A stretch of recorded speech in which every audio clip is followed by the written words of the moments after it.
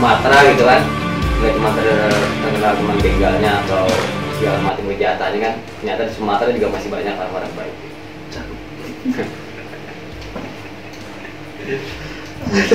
Sejak kapan sih naik sepeda mas? Ya dari kecil emang udah ya. Oke udah bantu sempat ya. Oke itu apa sih namanya di sana? Roda bantu. Iya, roda bantu. Momen kecil yang sangat lucu kan sampai lecet ini mata kaki. Aku Nggak tahu kenapa itu pasti lecet. itu selalu masih menjadi misteri kenapa. Dan harus ada roda bantu. Benar-benar mulai menjadikan sepeda tuh sebagai teman hidup. Kita anggap nih teman hidup, kemana-mana selalu naik sepeda nih, dari jalan dari kampung halaman sampai ke sini itu udah sepeda. Sebelumnya pernah nggak sih? Sebelumnya enggak, cuman apa, kalau dari kecil emang suka naik sepeda kan, cuma mulai tertarik lagi ketika udah banyak komunitas sepeda ya. Di Jakarta itu kalau Car Free Day banyak sekali komunitas sepeda itu yang pada olahraga ikut FD kan. Aku mulai tertarik lagi, akhirnya ambil sepeda ontel. Tapi aku pikir kalau bersepeda cuma buat istilahnya lagi-lagi fashion ya, gaya atau ngumpul komunitas yang lagi tren, buat apa juga. Akhirnya saya coba ajak teman-teman yang pakai sepeda juga, yuk kita pakai sepeda tapi sambil berkreasi. Jadi kita bikin sepeda kreasi kan. Sepeda kreasi itu gimana? Ya, artinya kita bersepeda tapi nggak cuma bersepeda. Di CFD itu kita datang tapi kita sambil workshop bikin kerajinan tangan. Ada yang lukis kaca, ada yang main tali makram, ada yang ukir kayak gitu. Cuman apa ya, sepeda komunitas ya, bisa dibilang pesepeda mingguan kalau kita nyebutnya. Mereka hadir tiap minggu doang tapi sehari-harinya tetap menyebarkan polusi. Kayak siapa? Kayak siapa ya? Sensor ya. Iya, bicara teriak-teriak, Jakarta ngeri loh. Mereka teriak-teriak wah anti polusi atau polusi kan, Car Free Day cuma sehari doang, besoknya nyebarkan lebih banyak. Padahal juga gitu. Iya. Karena kan Car Free Day mereka buat upaya mengurangi polusi selama sehari itu kan. Nah rupanya orang kesana tujuannya buat jogging dan mencuci mata dengan ada orang jualan atau apa, ada kampanye-kampanye nanti di dalam itu atau apaan. Tapi nanti dari rumah datang naik mobil. Tetap. Jadi mereka berhenti di sini, habis itu baru jogging. Tetap. Car free area ini. Padang unik sebenarnya bagian. Unik. Iya, karena kan terbagi-bagi ya, Sumatera Barat, Padang terbagi-bagi tempatnya kan. Dan itu punya aksen yang cukup beda-beda gue lihat kan. Iya. Kayak Pariaman, aku lihat kan di Kota Padang ini kan macam-macam tuh, banyak teman-teman kampus yang kuliah di mana. Banyak campur, lebih ya campur-campur sih orang-orang, teman-teman mahasiswa banyak di sini. Ada percampuran kayak gitu. Lumayan kompleks kan, kemarin pas dagang di Tugu Gempa gitu kan. Coba belajar lah. Ternyata cukup beragam juga Padang gitu kan. Pikir Padang ya ada satu, ternyata ada Solo, ada Tinggi, Parang Panjang gini. Solo tuh beda. Solo tuh beda lah ya. Dan di dalam Kabupaten Solo juga banyak ada juga. Terus Pariaman juga beda, Payakumbuh juga, Padang Panjang. Apalagi yang unik? Apa keunikan Padang sehingga bertahan untuk lockdown di sini?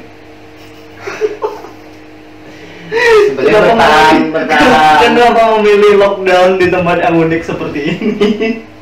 Ya sebenarnya bertahan di Padang karena masih mau masuk ke Mentawai lagi. Iya. Kalau di Mentawai kemarin aku bisa gelar dagangan di sana, mungkin aku bertahan di sana. Tetapi lihat situasi dan kondisi tidak memungkinkan, jadi saya bertahan di Padang.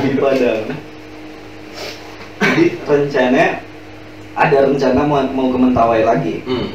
Fokus untuk mempelajari kehidupan Mentawai lagi. Ya itu atau pasti. apa? Ya syukur kalau kasih jodohnya, restunya gitu kan, ada rezeki berangkat lagi ke sana. Tentunya mau belajar banyak lagi soal Mentawai apa gimana ya. Karena kalau saya sendiri gitu belajar ya nggak cuman apa ya, kayak cuman ngelihat dengan apa yang ada gitu kan. Tapi kalau kita nggak terjun langsung gitu kan, rasa detaknya itu nggak bakal kita dapat gitu kan. Rasain bagaimana makan sagu ya kan. Oh, udah sagu. Bagaimana makan lokan ya kan. Kenapa mereka kok makan sagu masih bertahan, kenapa makan lokan. Enak ya kan? gak sih sagu? Ya betul lah sagu. Seperti sagu lah Iya ya. seperti sagu. Sementara masih seperti sagu. Kering itu sagu. Kering. Ya tapi menarik gitu kan, selain apa Mentawai kan, ada beberapa suku kan kayak di Jawa sendiri sebenarnya masih ada Baduy yang masih bertahan kayak zaman sekarang gitu kan. Pernah ke sana, Mas? Modern belum. Belum masuk ke pedalamannya. Ada rencana ya? Iya ada, cuman belum tahu apa yang mau dicari ke sana kan. Jadi kalau saya jalan gitu kan, ya minimal ada yang harus aku cari, aku pelajari gitu.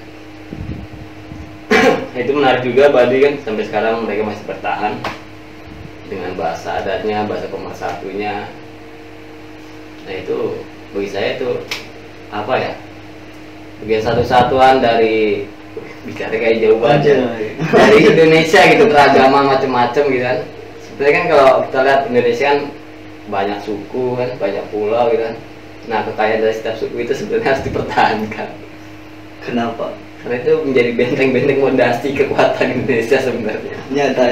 Nyatanya itu tetap dipertahankan. Padahal tidak dipertahankan.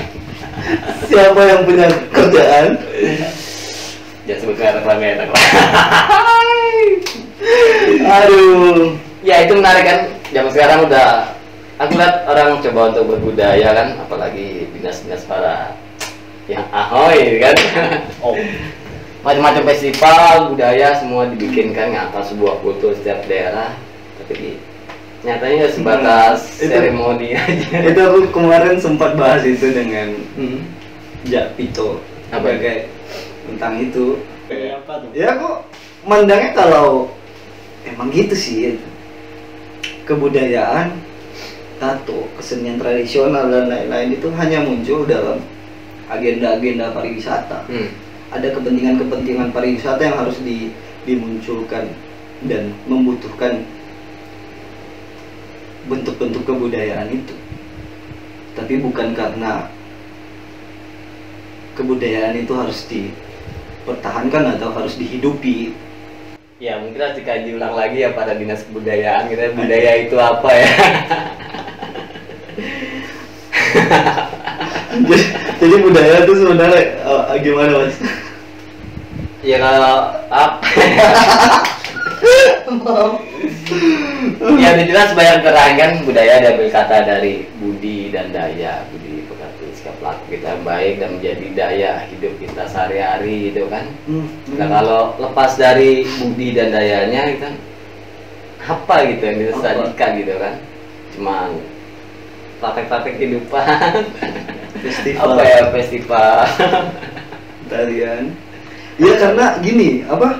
Untuk di Padang sendiri, di Sumber, ya kita udah jarang banget, apalagi di Kota Padang khususnya.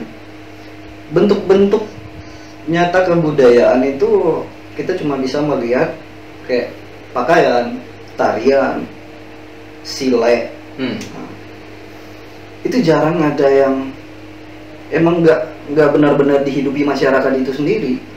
Itu nggak pernah kita melihat itu ada di pertunjukan rakyat, bahwa ada penyambutan tamu yang memang benar-benar menjadi acara dari kehidupan mereka sendiri. Tapi itu hanya muncul di panggung-panggung. Di Mentawai juga begitu sih, atau aku nggak tahu ya di seluruh Indonesia gimana. Ya tarian-tarian tradisional ya udah nggak terlalu dipakai dalam upacara-upacara tradisi, dalam ritual-ritual. Itu hanya akan muncul di panggung-panggung festival yang itu, dan itu menyedihkan sih aku pikir ya. Ya di satu sisi emang masyarakatnya kenapa nggak memakai itu, lalu toh akan ada yang berbeda ketika kita menjadikan bentuk-bentuk kebudayaan itu hanya sebatas di panggung tuh.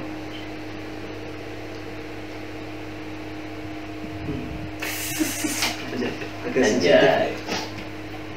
Udah pernah keliling Indonesia mas? Belum, tapi pernah ke Filipina pernah? Nah. Oh, sampai Lombok udah pernah, cuma naik motor berdua sama kawan. tahun berapa? 3 tahun yang lalu. Oh sebelum naik Iya, sepeda, sebelum naik sepeda. sebelum rajin naik sepeda. Itu sama surveinya juga sambil dagang gelar.